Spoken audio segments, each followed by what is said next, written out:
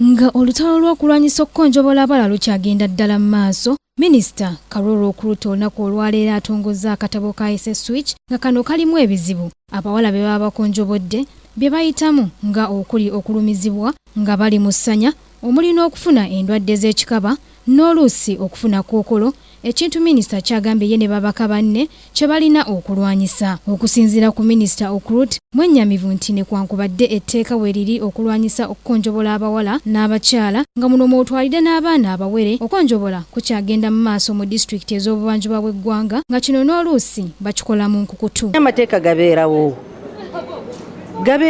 naye abantu still babeera nga bakola ebintu ebibi. N'olwekyo etteeka weeriri ate okusala abawala mu bitundu ebyo kwakendeera olw'etteeka lino, naye waliwo abakyabasala era nga mukapukyolwa omwaka guno bagamba nti baseze abawala 200. N'olwekyo ffe nga nze omuwandiisi nkozesa okuwandiika kwange kuraba nti okugamba abantu tumulekerawo okusala abawala, tukuyise mu bintu ebirala ng'okuwandiika nga firumu, kubanga omuze ekintu kino kikyaliyo.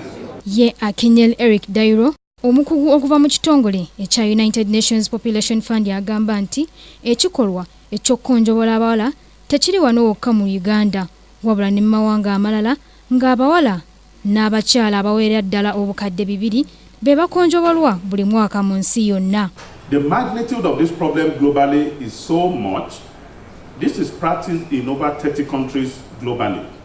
I just gave you the statistics of Uganda, 1.5, but in Kapshova district, about 50 to 90% of the women go through that. And if they go through that, that is too much in that particular locality. But globally, about 200 million women moving around on the surface of the earth, they've gone through that kind of pain. Omukubiza w'olukiiko olukulu olw'eggwanga Rebecca Alitwala Kadaga agamba nti okulwanyisa ekikolwa eky'okukonjobola abawala kukyagendera ddala mu maaso nga naye balina okulwanyisa abasala abawala bano kubanga abasinga balya ku mulimu guno. Nga n'abandi bagamba nti balina okukuuma ebyobuwangwa ng'ate mu butamanya babeera bakosa obulamu bw'abaana bano n'abakyala. Ebintu birimu ssente, buli muwala gw'osala ku ssaawa eyo twagibalira nga buli muwala wa $5,000 katona abawala 10 obeera $5,000,000. Ati omukazi omukadde atalina nnyo kyetaaga ogula mazzi ogula mafuta na migaati obeera mugagga okiri is lucrative. So twali tukirizaganya ne president nti abafunira ekyokukola sooka bakusala ne bakuwaata ng'ettooke wowona obeera n'enkovu.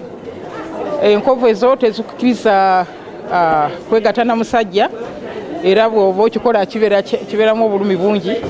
Abantu abamu bafiiramu, abalala balemererwa okuzaala kubanga omubiri guba gutabuse. Omuze guno wano mu ggwanga gusinga kubeera mu ggwanga lya Sebeyi kyokka nga gavumenti yaguwera dda. Joanita Mbabazi, Kingdom TV, amalindirire. This is Kingdom TV.